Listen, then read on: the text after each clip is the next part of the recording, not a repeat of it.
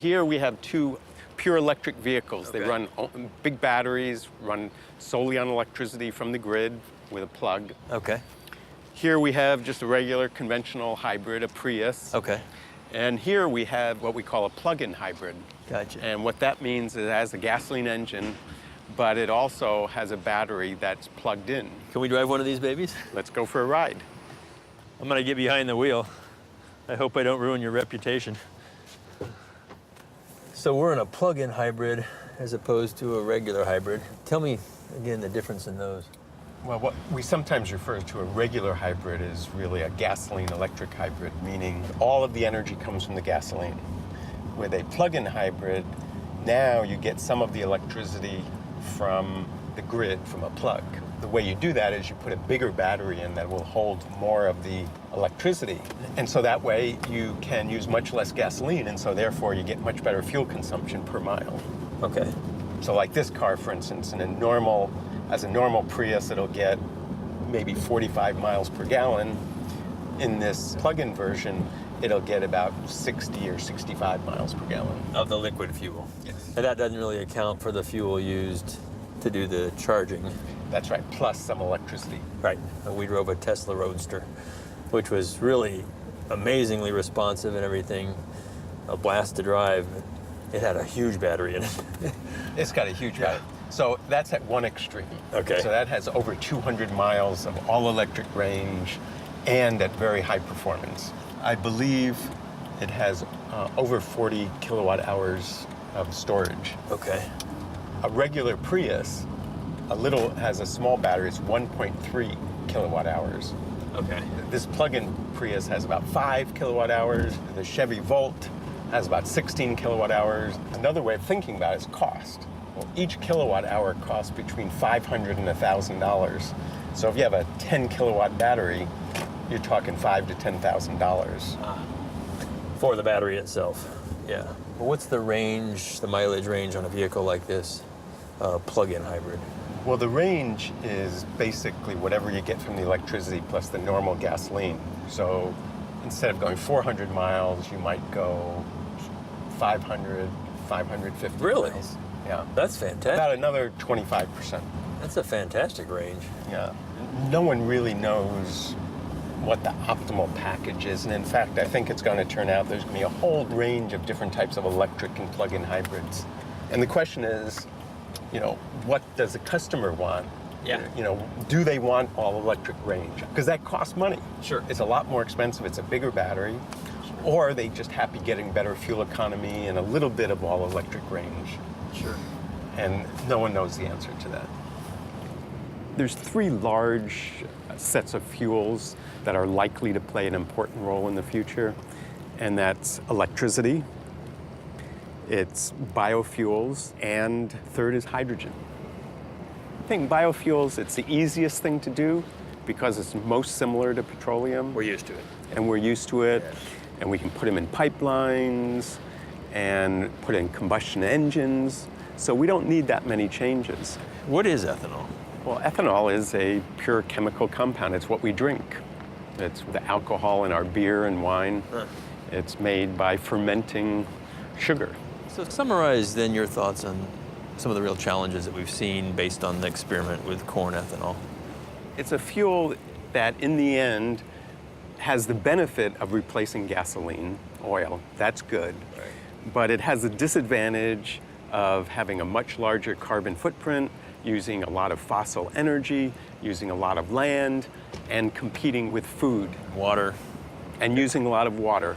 So corn ethanol was probably a good way of getting a foot in the door to, with alternative fuels, trying different things. But we've gone so far with it.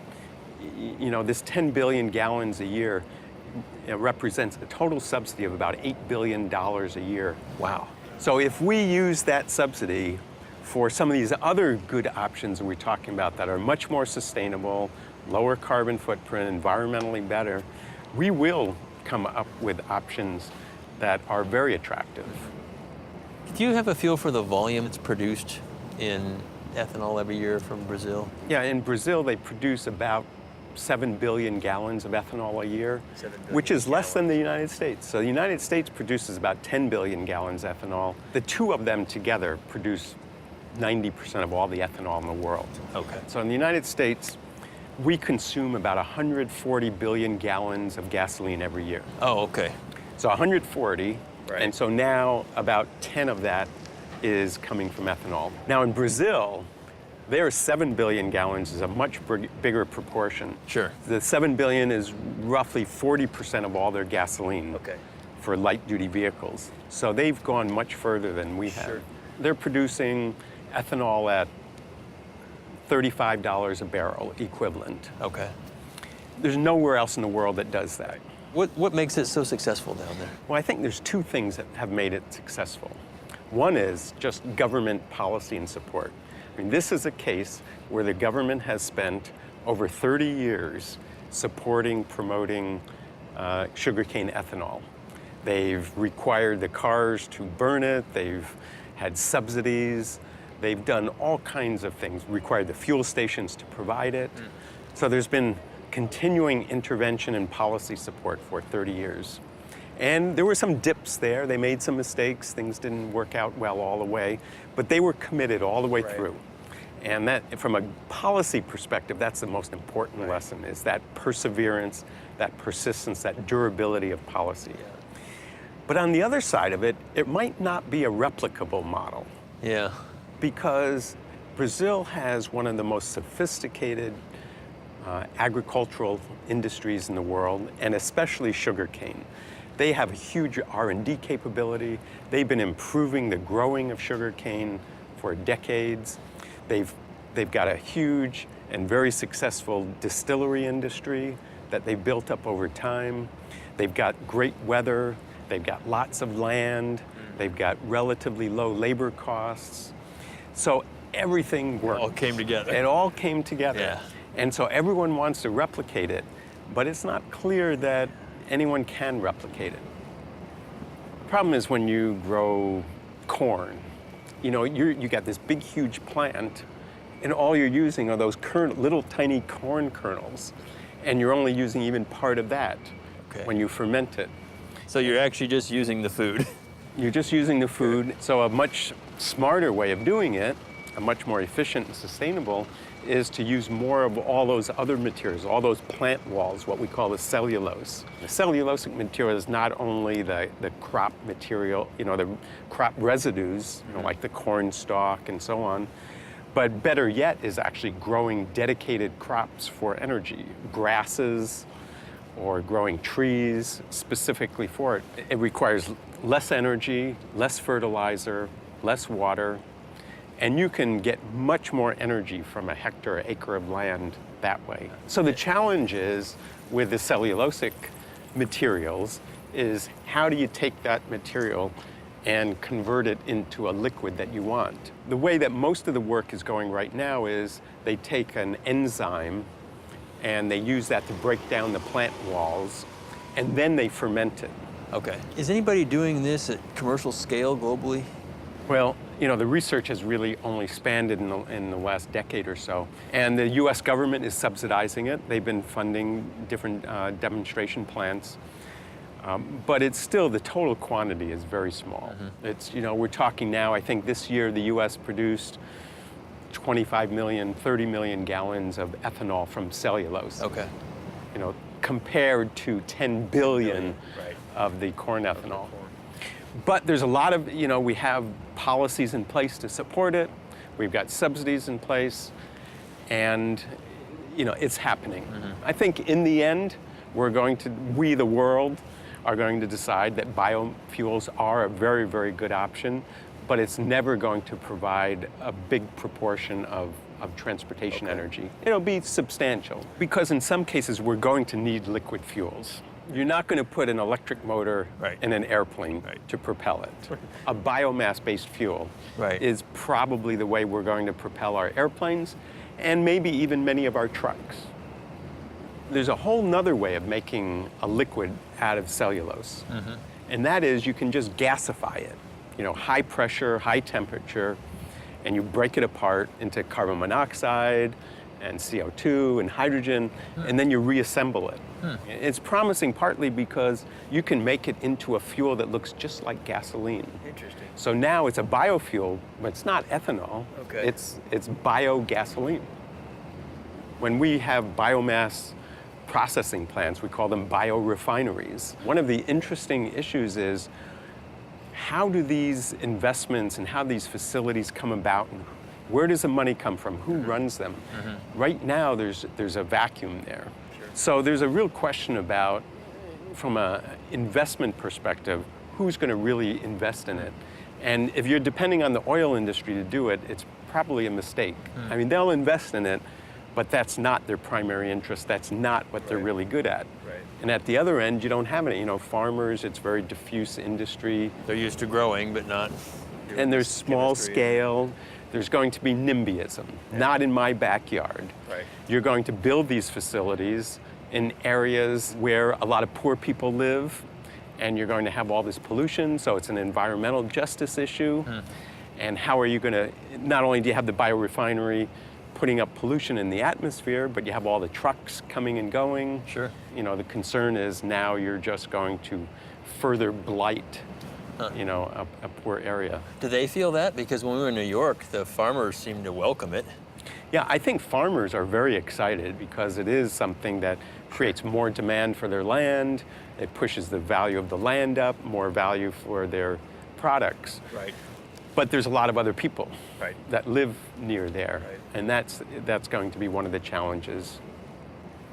Natural gas is a pretty good fuel for vehicles. It's pretty clean burning in terms of the local pollutants. The amount of greenhouse gases is about 20 to 30% better than gasoline, both for light duty, for cars, as well as big trucks. And of course, you know, most of the natural gas is in the United States. We have a lot of it, Right. and the supply is expanding. Right. So natural gas is a pretty good option, but it's not a fabulous option. It's 20 to 30% better on carbon. But when we go to the biomass, when we go to the electricity, the hydrogen, you can get much bigger improvements. And if we're really targeting a 50 to 80% reduction in greenhouse gases, Right. natural gas won't do it. It's not part of the ultimate solution, but it might be part of the transition. And we've done a lot of consumer research on natural gas vehicles. Interesting. We've been doing it for 20 years, actually. What we've gotten out of that, which has been confirmed over and over again, is that people just don't get excited by a natural gas car. Right. So it has a combustion engine, it runs on fossil fuel, and it has this big tank in the back. And what we see is people just won't buy these things. You know, in the United States today, there's only one car company that's been selling a natural gas vehicle for many years now. It's Honda. They only sell about 2,000 of those a year. Yeah. But natural gas could be used in heavy-duty vehicles, in buses and trucks. Because what happens is you have a higher capital cost, both for the fuel station and the tank in the car, but you have lower energy costs. Right. So if you use the vehicle a lot, then you end up making it very attractive economically. But we're seeing with batteries roughly about a 5 to 8% improvement, you know, per year in performance Really? and cost reduction. I don't believe we're going to have problems with the materials or the recycling, you know, for two reasons. One is on the recycling, these batteries are big, they're heavy, and they're valuable. So there's an incentive to recycle the materials, you know, when it's at the end of its life. And in fact, there's a lot of talk about using them for other applications like electricity storage in a house or a building. We've developed a very good system of recycling lead-acid batteries, at least in the United States. I don't see a problem. The biggest challenge seems to be then the cost. How long do I get to drive before I have to replace a big battery? We've had so little experience with batteries in vehicles. No one really knows. But lo and behold, those batteries lasted a long time. The Prius batteries have been a huge success story. They're all lasting more than 10 years. Interesting. The charge only varies about 10 or 15%.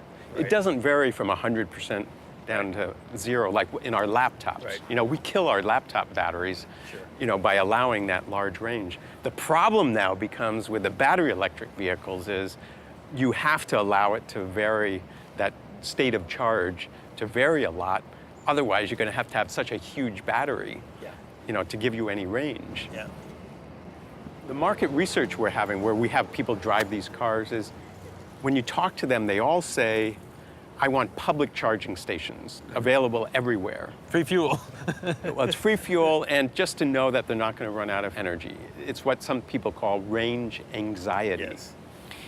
But what we're finding is that, in fact, when you put the public charging stations out there, they don't use them. So it's psychological. Really? People want them there. It makes them feel comfortable. It makes them more willing to buy the car.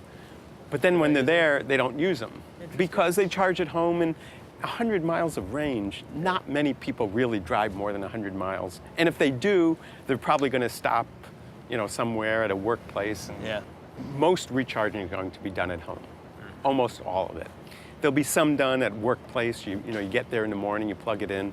And that's actually okay because the peak electricity use is about 4 p.m. to 7 p.m. So if you charge in the morning, that's okay for the grid. If you get home and plug it in at 6 o'clock, that's a disaster for the electricity system. Right. The transition to electric cars is probably going to be fairly slow. It's kind of the negative way of looking at it. The negative way that might be the realistic way is the hybrid cars were introduced in the US in the year 2000. Yeah.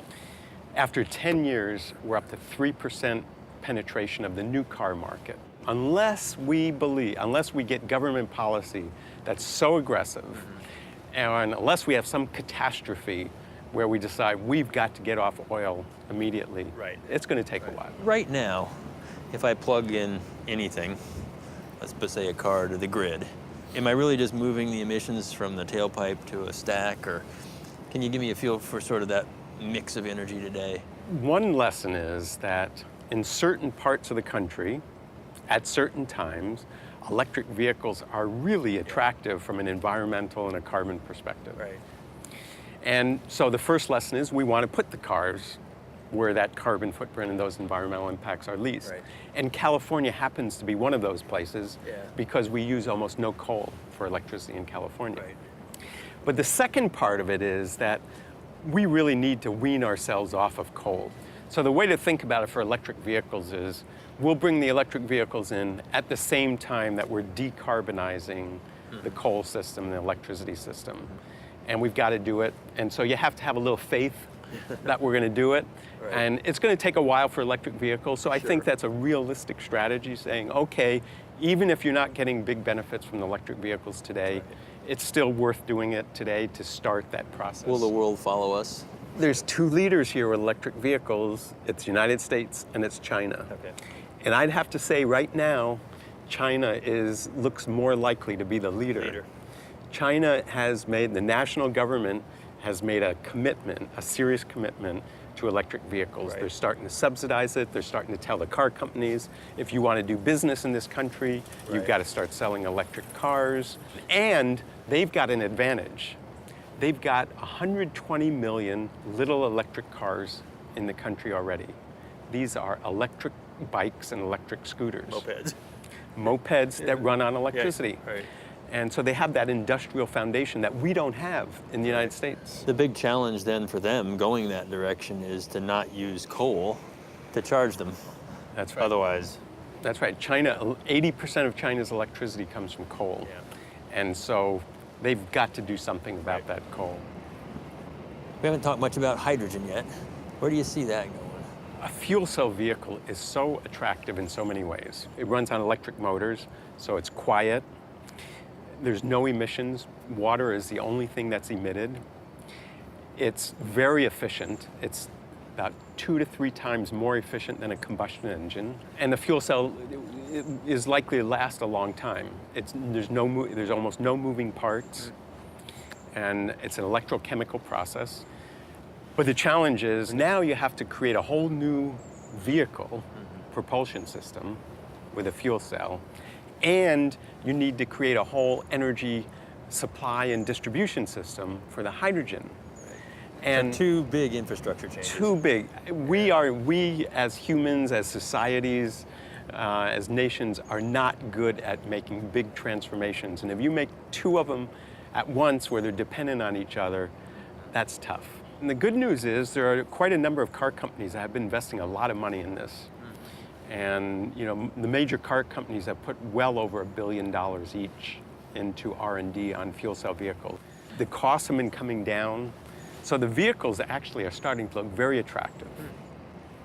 I think if there's any lesson we've learned is that all of these supply side options are difficult in any number of ways. The biofuels, the hydrogen, the electricity, the natural gas. The real lesson that comes out of all of that is that efficiency is the primary, best, most important strategy we can pursue across the board. Right. Appliances, buildings, vehicles, everywhere.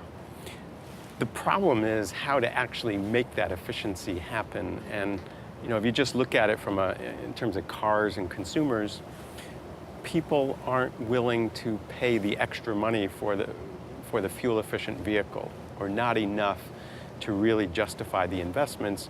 And there's lots of good reasons for it. Part of it is just that in the case of a car, they're going to sell the car in a few years, so why should they pay all that extra cost for someone else? They don't know what the price of gasoline is going to be in the future. It comes down to the case that the decisions that people make are often not in the public interest. They might make sense for them as individuals, but not for the public. And that's why we have government policy. Right. One thing we've learned in policy is you don't want to try to pick winners or losers. Right. And so what you want to do is, as much as possible, you want to use performance standards that are technology neutral, or some kind of pricing or market instruments that are also technology neutral. One of the policies we need is to internalize these costs, the cost of the carbon, the cost of oil dependency, and therefore make oil more expensive and make it more expensive to use it. We can do that in a lot of ways. The simple idea is you have a higher gas tax, or you can have a carbon tax. Those are not very popular in the political world. But you can also do it by, for instance, with vehicles. There's something called rebates. So if you buy a vehicle that's a gas guzzler, you would pay a fee. If you bought a very efficient vehicle or an electric vehicle, you'd get a rebate. And you could design it in such a way that's revenue neutral. And in fact, in Europe, they've started doing this. Right. Many of the countries in Europe are doing these rebate systems, and we've been seriously thinking about them in the US and in California. Right. Haven't done it. I think that's a good way of sending a market signal to consumers about what's the right thing to do. But in the end, the oil system, the oil industry is global. Yeah. The carbon problem, The whole energy system is. the energy system is global, the carbon problem is global. So we really need to figure out how do we do this in a coordinated way. It doesn't have to be this very all-encompassing, Kyoto Protocol type arrangement, but we need some kind of instruments where the countries and the states coordinate and work together. Conversation. At Would least, help. at least.